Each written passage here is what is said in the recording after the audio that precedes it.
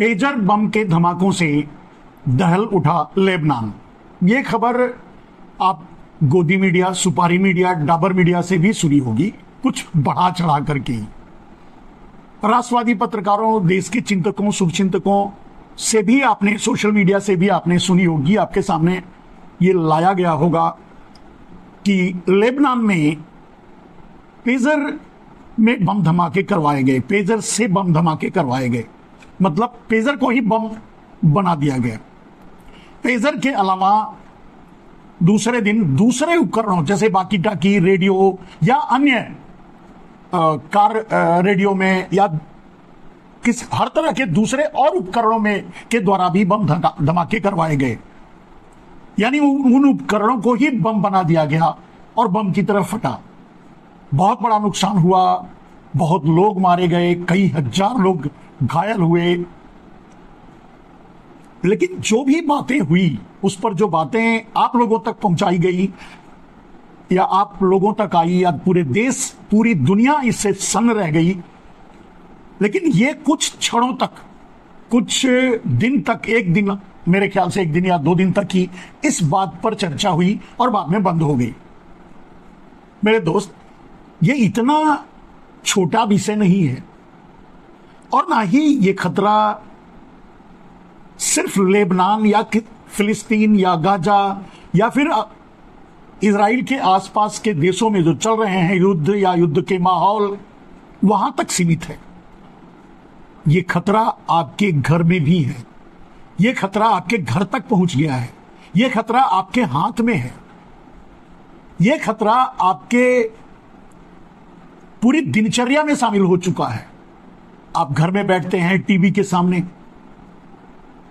आप उपयोग करते हैं मोबाइल हर समय, जो आपके हाथ में लगभग रह रहा है, या दूसरी कार में चलते हैं, उसमें रेडियो है, या जहां भी जिन भी माध्यम से इलेक्ट्रॉनिक, आप कंप्यूटर चला रहे हैं, लैपटॉप चला रहे हैं, आप मॉनिटर्स, कंप्यूटर का मॉनिटर आपके सामने है, या दूसरे किसी भी तरह के इलेक्ट्रॉनिक उपकरण आपके सामने है, आप ये प्रयोग कर रहे हैं, वो ज्यादातर 90% या 99% विदेशों से आया हुआ है।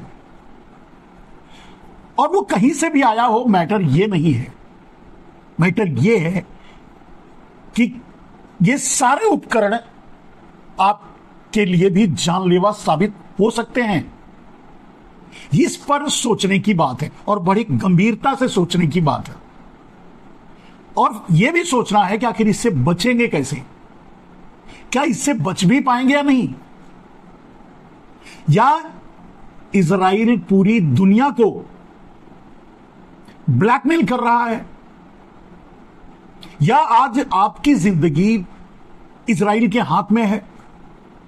एक इजराइल का पागल सन की आदमी जिसका नाम संभवतः नेतन्याहू है, उसके हाथ में है। खैर, किसी देश में कोई एक आतंकवादी मनोवृत्ति का आदमी होता है, लेकिन वो देश अगर आतंकवादी मनोवृत्ति का बन जाए तो पूरी दुनिया खतरे में आ जाती है।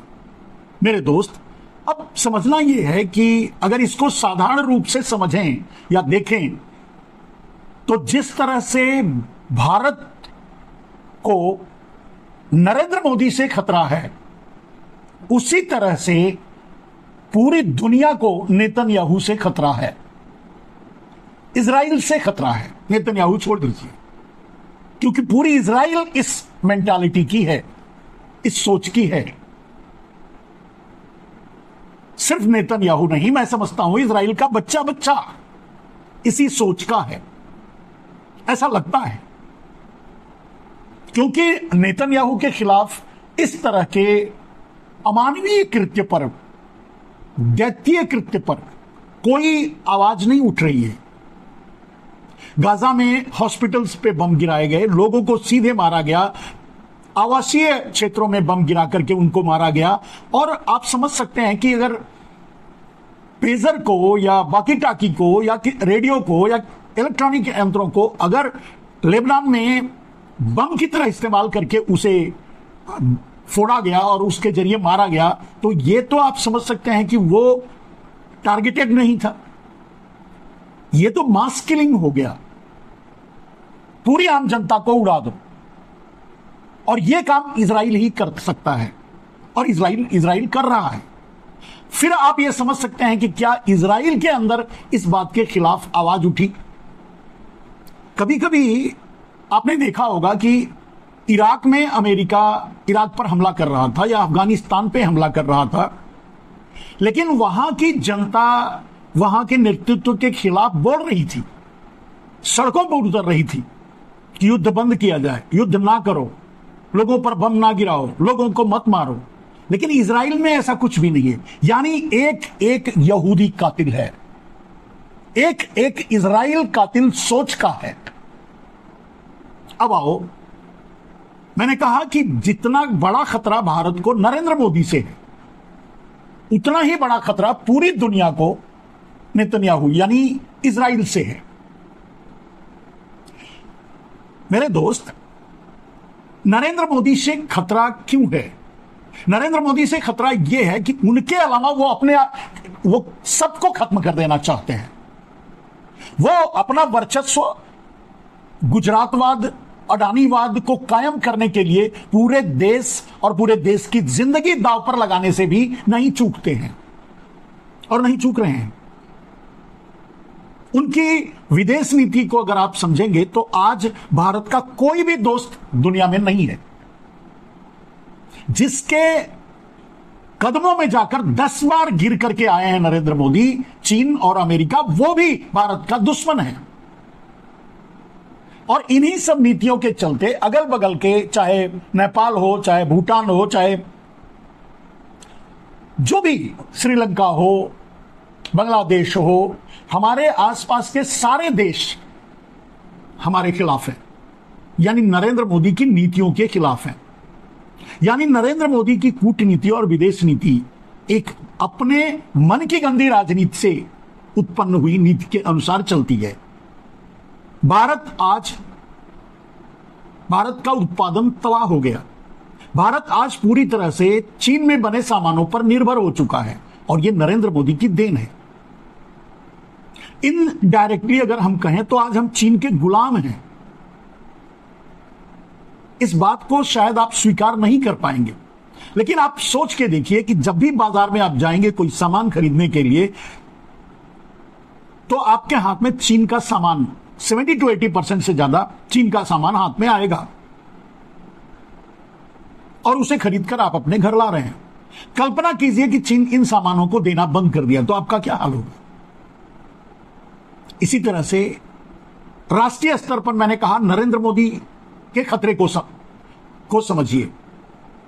नरेंद्र मोदी इजराइल और नेतन्याहू से ज्यादा खतरनाक भारत के लिए क्यों हैं? क्योंकि उन्होंने अडानी परस्त पूरा देश बना दिया।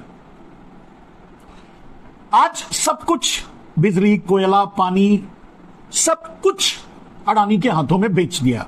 यानी नरेंद्र मोदी और अडानी मिलकर खरीद लिए, एक बेचा एक खरीदा। एक को आपने बेचने का पावर दे दिया, दूसरे को नरेंद्र मोदी ने खरीदने का।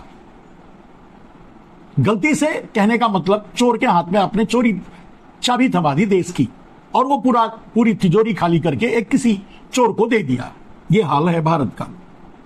खतरा कहां है? मैंने कहा पूरी दुनिया के बारे में, पहले भारत के बारे में समझिए। आप अपने घर में खाना नहीं बना सकते अगर अडानी चाहे तो। तेल ही नहीं मिलेगा, खाना बनाने के लिए तेल नहीं मिलेगा, सब्जियां नहीं मिलेगी, अपने गोडाउन में सील कर देगा। आपको बिजली नहीं मिलेगी क्योंकि अडानी बिजली देता है। चलिए, अगर दूसरी कंपनी भी बिजली देती है तो अडानी उसको कोयला नहीं देगा बिजली बनाने के लिए, तो आपके घर में तब भी बिजली नहीं पहुंचेगी, आपके घर में पानी नहीं पहुंचेगा अगर आप सार्वजनिक पानी का इस्तेमाल कर रहे हैं तो। क्योंकि सब कुछ बिजली और कोयले पर निर्भर है और वो अडानी के हाथ में है। आपके घर में कोई सामान नहीं पहुंचेगा क्योंकि हवाई यात्रा अडानी के कब्जे में है, एयरपोर्ट्स अडानी के कब्जे में है और होता जा रहा है। रोड अडानी के कब्जे में है, रोड ब्लॉक कर देगा, आपके घर तक कोई भी सामान नहीं पहुंचने देगा, आपको खाने बगैर मार देगा। आप अगर घर बना रहे हैं तो आप नहीं बना सकते, अडानी सीमेंट देना बंद कर देगा। आप कोई भी अपना मनचाहा काम नहीं कर सकते या अपने जीवनचर्या को नहीं चला सकते बिना अडानी के।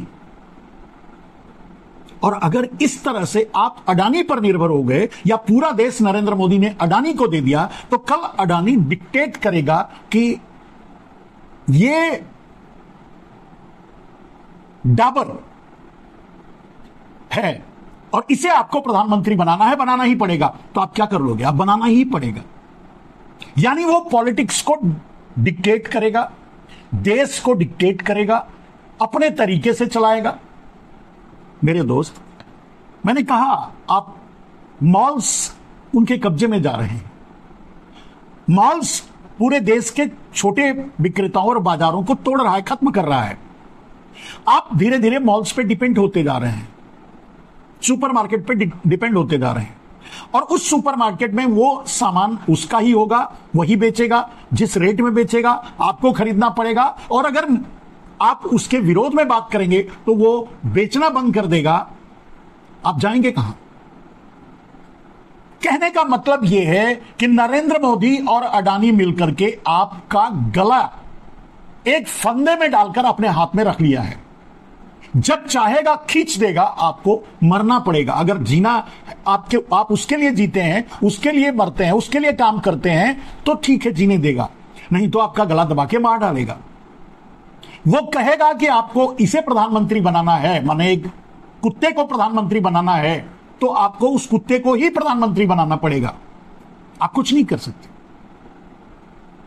यह खतरा भारत में मोदी से है और ये सारी देन मोदी की है। आप कल्पना करके देखिए, आप कहीं मान लीजिए कि कहीं पर हैं और कहीं जाना चाहते हैं, अडानी नहीं चाहेगा तो जा नहीं सकते, अडानी नहीं चाहेगा तो आप व्यापार नहीं कर सकते, अडानी नहीं चाहेगा तो आप सो नहीं सकते, जाग नहीं सकते।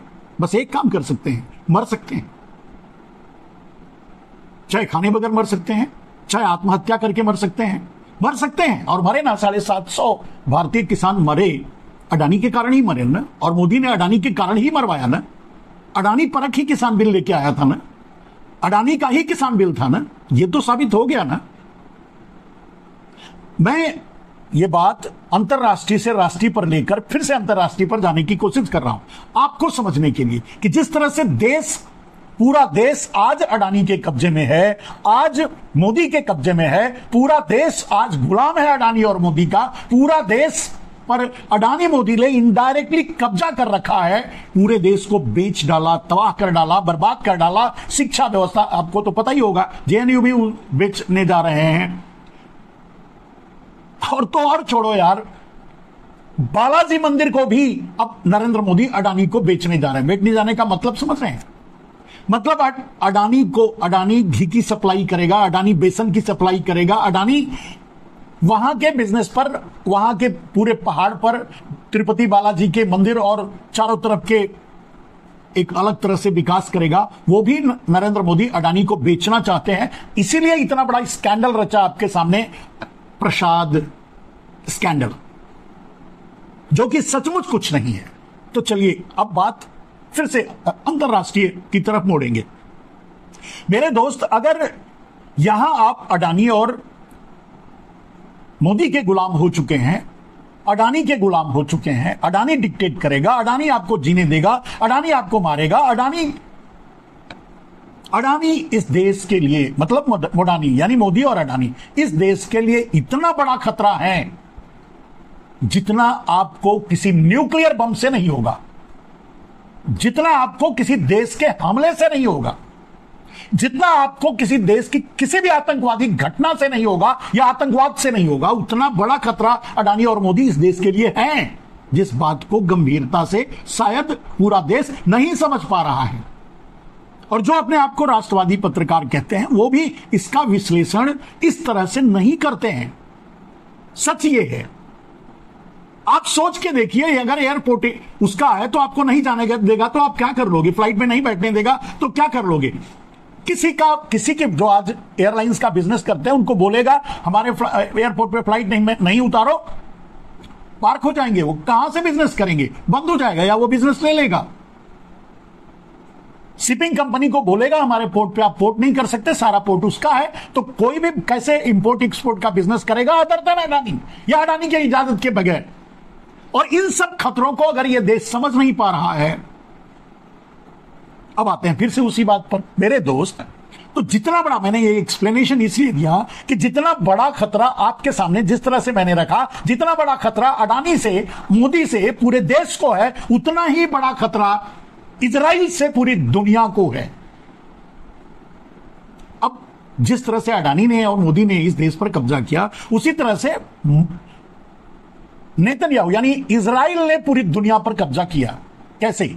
लोग समझते होंगे कि वो बहुत बड़े हैं, अमेरिका बहुत बड़ा है, ये बड़ा है, वो बड़ा है। वैसे इजराइल अमेरिका का बिगड़ा हुआ बेटा है, यानी अमेरिका की कोख से निकला हुआ इजराइल है। सबसे पहले अमेरिका ने ही जबरदस्ती उसको देश की मान्यता दी थी, वरना तो वो देश ही नहीं था, वो तो फिलिस्तीन है।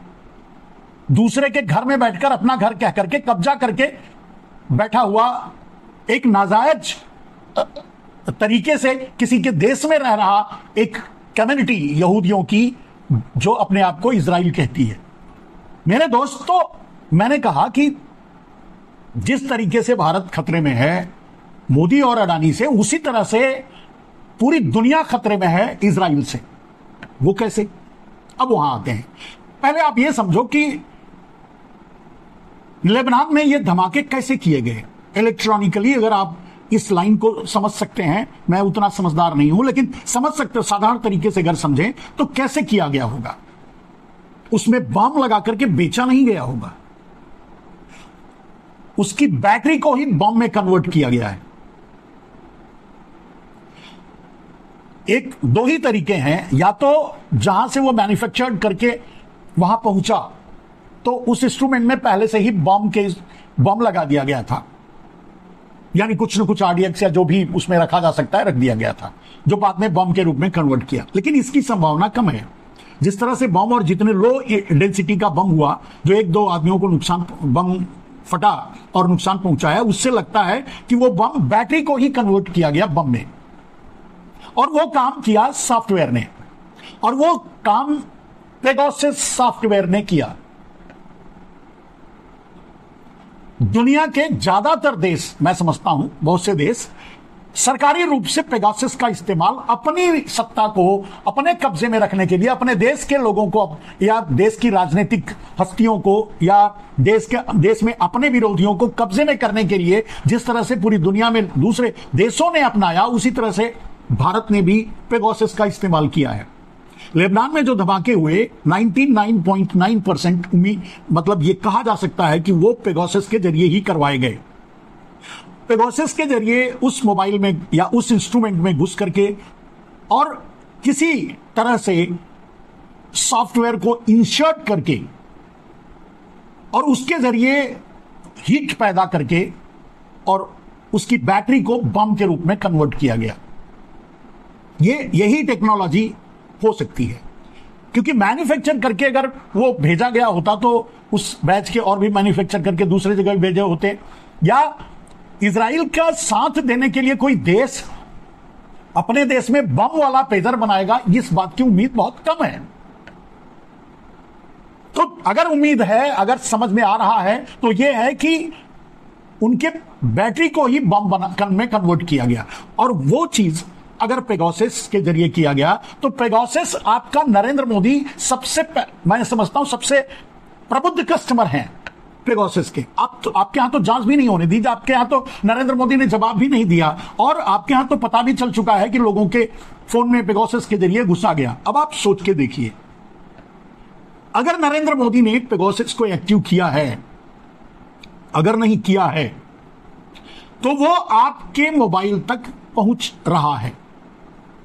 इसका मतलब जिस दिन इजराइल को लगेगा कि भारत उसके हाथ से जा रहा है या नरेंद्र मोदी उसके खिलाफ कोई डिसीजन ले रहे हैं, तो वो जो काम लेबनान में हुआ वो काम भारत में भी होगा और हो सकता है।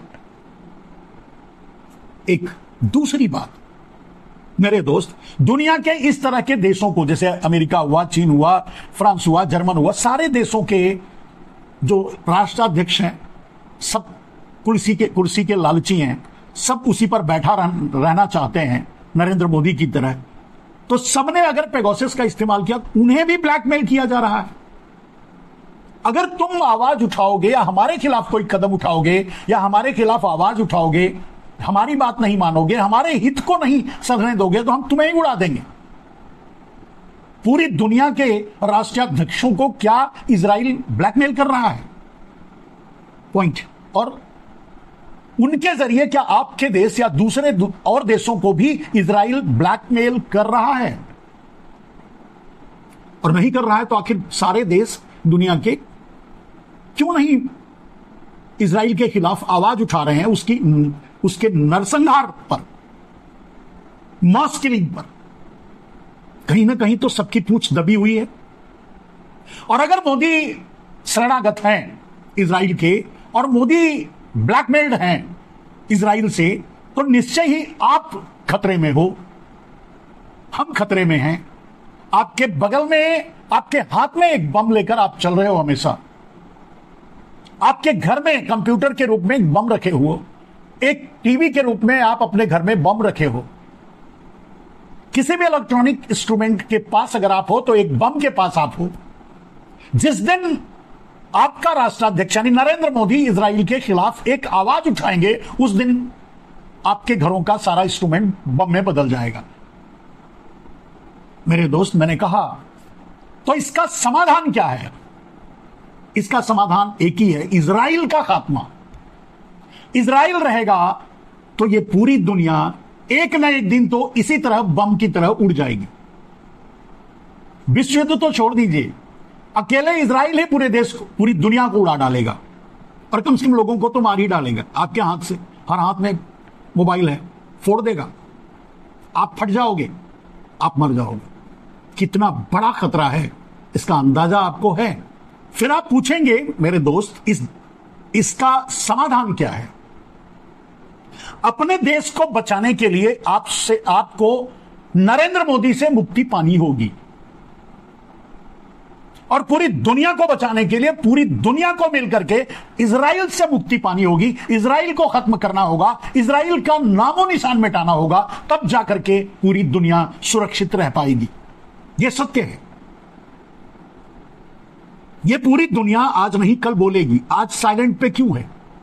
जो लेबनान में हुआ अमेरिका में नहीं होगा, जो लेबनान में हुआ रूस में नहीं होगा, चीन में नहीं होगा, श्रीलंका, भारत, नेपाल या दूसरे देशों में नहीं होगा, या 140, 144 जो भी देश हैं पूरी दुनिया में, सब में नहीं होगा। होगा, और जब चाहेगा इजराइल करेगा। और यहां तक कि उन राष्ट्राध्यक्षों को भी ब्लैकमेल करके इजराइल अपना काम निकाल रहा है पेगासस के जरिए। जैसे मान लीजिए अगर पेगासस एक्टिव है तो पेगासस हर छोटे बड़े नेताओं की या नरेंद्र मोदी के विरोध में खड़े लोगों की रिपोर्ट अगर नरेंद्र मोदी को दे रहा है, तो पूरे देश के वो सारे डेटास को वो इजराइल को भी तो दे रहा होगा या दे रहा है। यानी आपके देश में इजराइल अपने देश में बैठकर अपने पेगासस सॉफ्टवेयर के, स्पाईवेयर के जरिए आपके देश को कंट्रोल कर रहा है। उसे मिसाइल की जरूरत नहीं है आपके देश पर चलाने के लिए, दागने के लिए। उसे रॉकेट लॉन्चर और एयर फाइटर प्लेन की जरूरत नहीं है। वो तो अपने देश में बैठा बैठा सिर्फ स्पाईवेयर के जरिए आपके घर में रखे सामानों को बम बना देगा। तो क्या नेतन्याहू यानी इजराइल का इरादा यह है कि पूरी दुनिया को ब्लैकमेल करके उस पर राज किया जाए, उसको अपने कब्जे में कर लिया जाए? क्या यहूदियों और इजराइल का यह इरादा है कि पूरी दुनिया अपने कब्जे में कर लो? इसकी गंभीरता को आप समझ नहीं पाएंगे, शायद नहीं समझ पा रहे होंगे, या समझ ना पाए, मुझे नहीं मालूम कितना समझ पा रहे हैं। लेकिन अगर आप गंभीरता से सोचेंगे तो आपको समझ में आएगा कि पूरी दुनिया किस तरह से खतरे में है, और इंक्लूडिंग भारत, यानी हमारा भारत किस तरह के खतरे में है। मेरे दोस्त, यह खतरा सिर्फ और सिर्फ नरेंद्र मोदी की देन है। मेरे दोस्त, भारत को बचाने के लिए नरेंद्र मोदी से छुटकारा पाना होगा, अडानी से छुटकारा पाना होगा, और पूरी दुनिया को बचाने के लिए, तब भी तो भारत बचा रहेगा जब पूरी दुनिया बची रहेगी। तो पूरी दुनिया को बचाने के लिए इजराइल से छुटकारा पाना होगा, नेतन्याहू से छुटकारा पाना होगा। इस बात पर पूरी दुनिया के भारत सहित पूरी दुनिया के इंटेलेक्चुअल्स, बुद्धिजीवी, प्रबुद्ध लोगों को इस पर डिबेट करना चाहिए, बात करना चाहिए,